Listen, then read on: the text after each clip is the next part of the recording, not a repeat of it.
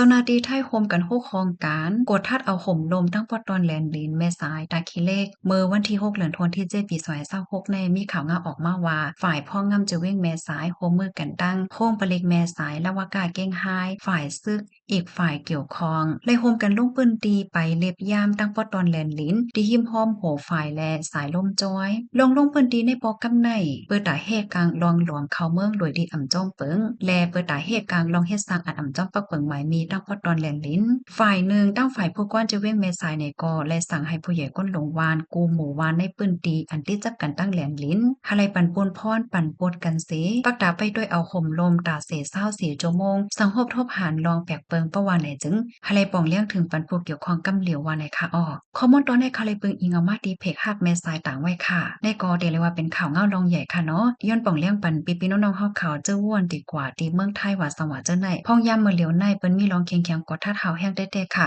นางเหือพี่น้องก้นเมืองเฮาค่ะซัมบ่ได้จังไหนฮับโหจอมสายไงเงาไล่ลองด้านจังไหนแค่นดอใจกันเสเปิ้นแพแช่กว่าเสก้ำค่ะ